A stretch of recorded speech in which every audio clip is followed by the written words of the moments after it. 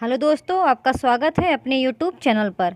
आज हम 21 दिसंबर को हुए सी टेट 2021 पेपर 2 के हिंदी के फुल 30 क्वेश्चंस कंप्लीट करेंगे। तो दोस्तों, आपके स्टार्टिंग के 15 क्वेश्चंस आपके गद्यांश और पद्यांश से पूछे जाते हैं। तो ये आपका फर्स्ट पैसेज गिवन है, तो आप इसे आराम से पढ़ लीजिएगा और स्वयं आंसर निकालने का प्रयास कीजिएगा। मैं आपके क्वेश्चंस रीड कर रही हूँ और उनके आंसर्स आपको बता रही हूँ। तो आपका पहला क्वेश्चन आया था, अप्रत्याशित का संधि विच्छेद होगा। तो वो आपका फर्स्ट का ऑप्शन दूसरा सही हो जाएगा, आ प्लस प्रत्याशित। वैसे इसका पूर्ण संधि विच्छेद आ प्लस प्रति प्लस आशा प्लस इत होगा, लेकिन इसमें आपका ऑप्शन आ प्लस प्रत्याशित गिवन है, इसलिए आपका ऑप्शन दूसरा सही हो जाएगा। आपका दूसरा क्वेश्चन आया था, खनन का तात्पर्य है। तो आपका दूसरे का ऑप्शन दूसरा सही हो जाएगा, खोदना। दोस्तों, अगर आपको वीडियोस अच्छे लगें चैनल को सब्सक्राइब जरूर कीजिएगा, वीडियो को लाइक भी कर दीजिएगा और चैनल को शेयर भी कर दीजिएगा। आपका थर्ड क्वेश्चन आया था, धूल बढ़ने के अप्रत्याशित कारणों में शामिल नहीं है। तो आपका थर्ड का ऑप्शन फोर्थ सही हो जाएगा, चारागाहों की संख्या में वृद्धि। आपका फोर्थ क्वेश्चन आया था, गंधक और सल्फर डाइऑक्साइड की क्या भूमिका बताई गई है। तो आपका फोर्थ का ऑप्शन तीसरा सही हो जाएगा, धूल एकत्रित करना। दोस्तों, ये सारे क्वेश्चंस आपके गद्यांश से पूछे गए थे, तो आप गद्यांश को पढ़िएगा और स्वयं आंसर निकालिएगा। मैं अभी आपके क्वेश्चंस रीड कर रही हूँ और आपको उसके उत्तर बताते चल रही हूँ।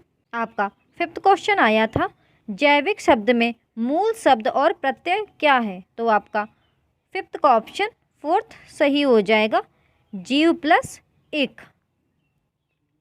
आपका सिक्स्थ क्वेश्चन आया था, धूल के कण वातावरण में लंबे समय तक तैरते हैं, उपर्युक्त वाक्य का प्रकार है। तो आपका सिक्स्थ का ऑप्शन पहला सही हो जाएगा, सरल।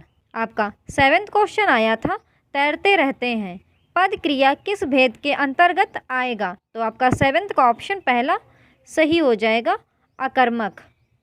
आपका एट्थ क्वेश्चन आया था, इनमें से एक भाग में अशुद्धि है, उसे पहचानिए। तो आपका एट्थ का ऑप्शन पहला सही हो जाएगा, आज के वर्तमान समय में। आपका नाइन्थ क्वेश्चन आया था, किसके कण वातावरण में काफ़ी समय तक तैरते रहे हैं। तो आपका नाइन्थ का ऑप्शन दूसरा सही हो जाएगा, अमोनिया सल्फाइड। ये आपका दूसरा पैसेज दिया गया था और फिर इससे आपके क्वेश्चंस पूछे गए थे। तो मैं आपके क्वेश्चंस रीड करूँगी और आपको उसके उत्तर बताते चलूँगी। तो आप आराम से इस पद्यांश को रीड कीजिए और फिर स्वयं भी आंसर निकालने का प्रयास कीजिए। तो आपका 10th क्वेश्चन आया था, कविता किसे संबोधित है। तो आपका 10th का ऑप्शन दूसरा सही हो जाएगा, दिए को। आपका 11th क्वेश्चन आया था, अंधकार में तुम बन जाना सूर्य, सूर्य सा जलते रहना, उक्त पंक्ति में प्रयुक्त अलंकार है। तो आपका 11th का ऑप्शन फोर्थ सही हो जाएगा, अनुप्रास उपमा। आपका 12th क्वेश्चन आया था, किस काम को करने का आग्रह नहीं किया गया है। तो आपका 12th का ऑप्शन फोर्थ सही हो जाएगा, अंधकार में सूर्य को विश्राम करने देना। आपका 13th क्वेश्चन पूछा गया था, नन्हे नन्हे दीप पद किस कारक में है। तो आपका 13th का ऑप्शन दूसरा सही हो जाएगा, संबोधन कारक, एक्सक्लेमेटरी साइन, संबोधन कारक। आपका 14th क्वेश्चन आया था, अंधियारा और अंधकार शब्द हैं परस्पर। तो आपका 14th का ऑप्शन दूसरा सही हो जाएगा, समानार्थी, दोनों का अर्थ सेम है, इसलिए आपका ये समानार्थी शब्द है। आपका 15th क्वेश्चन आया था, बहुत कठिन चाहे लगता हो, किस काम के लिए ऐसा कहा गया है। तो आपका 15th का ऑप्शन दूसरा सही हो जाएगा, कठिनाइयों में भी हंसते रहना। दोस्तों, यहाँ पर आपके पद्यांश के क्वेश्चंस ख़त्म हो जाते हैं। अब आपका 16th क्वेश्चन आया था, सभी भाषाओं में डैश और डैश ध्वनियाँ एक क्रम में सुनियोजित होती हैं। तो आपका 16th का ऑप्शन तीसरा सही हो जाएगा, व्यंजनिक कॉमा स्वरीय। आपका 17th क्वेश्चन आया था, सभी बच्चे 3 साल से पहले ही अपनी भाषा के डैश तथा डैश से अच्छी तरह से परिचित हो जाते हैं। तो आपका 17th का ऑप्शन 4th सही हो जाएगा। मूल कॉमा उपतंत्रों, दोस्तों यहाँ कॉमा लगा है वो एरर है, मूल कॉमा उपतंत्रों। आपका 18th क्वेश्चन आया था हिंदी हमारी डैश है, तो आपका 18th का ऑप्शन तीसरा सही हो जाएगा, राजभाषा। हिंदी हमारी राजभाषा है।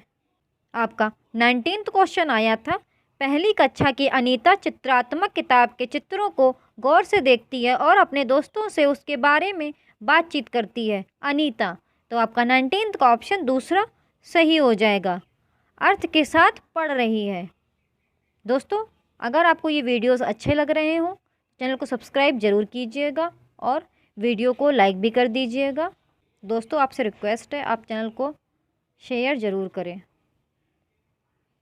आपका 20th क्वेश्चन आया था परीक्षण का अर्थ है ज्ञान क्षमता व डैश का किसी भी विधि से नापना। तो आपका 20th का ऑप्शन पहला सही हो जाएगा, प्रदर्शन।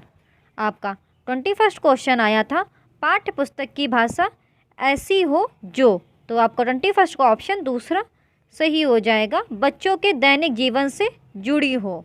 दोस्तों आप इसके अदर ऑप्शंस भी पढ़ लिया करें कि क्यों आपका दूसरा ऑप्शन ही सही है और क्यों आपके अदर ऑप्शंस गलत हैं। आप स्वयं पढ़ेंगे, आपको खुद समझ में आ जाए क्यों आपका दूसरा ऑप्शन सही है। आपका 22nd क्वेश्चन आया था प्राथमिक स्तर पर बच्चों के भाषा विकास के लिए सर्वाधिक आवश्यक है। तो आपका 22nd का ऑप्शन तीसरा सही हो जाएगा, भाषा प्रयोग के सार्थक अवसर। आपका 23rd क्वेश्चन आया था प्राथमिक स्तर पर हिंदी भाषा शिक्षण का एक उद्देश्य है। तो आपका 23rd का ऑप्शन पहला सही हो जाएगा, बच्चों में अपनी बात कहने की उत्सुकता का विकास। आपका 24th क्वेश्चन आया था हिंदी भाषा की कक्षा का एक अनिवार्य सत्य है। तो आपका 24th का ऑप्शन 4th सही हो जाएगा, बहुभाषिकता। अब इसमें अदर ऑप्शन जैसे दिए गए हैं, अधिक उच्चारणगत त्रुटियाँ, मानक भाषा का प्रयोग, अधिक त्रुटियाँ, और 4th दिया है बहुभाषिकता। तो ऑफकोर्स ऊपर के आपके तीनों ऑप्शंस गलत हो जाएंगे, आपका 4th ऑप्शन ही सही होगा। आपका 25th क्वेश्चन आया था प्राथमिक स्तर के बच्चों की भाषा का आकलन करते समय डैश पर सर्वाधिक ध्यान देना चाहिए। तो आपका 25th का ऑप्शन तीसरा सही हो जाएगा, भाषा प्रयोग की क्षमता। आपका 26th क्वेश्चन आया था रेखा हिंदी में अपनी बात कहते समय घबराहट महसूस करती है, एक भाषा शिक्षक के रूप में आप क्या करेंगे। तो आपका 26th का ऑप्शन दूसरा सही हो जाएगा, उसे अपनी भाषा में अपनी बात कहने के लिए कहेंगे। आपका 27th क्वेश्चन आया था यह अवधारणा कि बच्चे दुनिया के बारे में अपनी समझ और ज्ञान का निर्माण स्वयं करते हैं। तो आपका 27th का ऑप्शन पहला सही हो जाएगा, पूर्णतः सत्य है।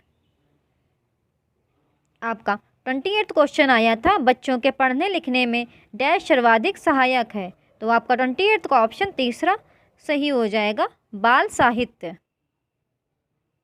आपका 29th क्वेश्चन आया था बच्चों में हकलाने की समस्या होती है, इसका एक संभावित कारण है।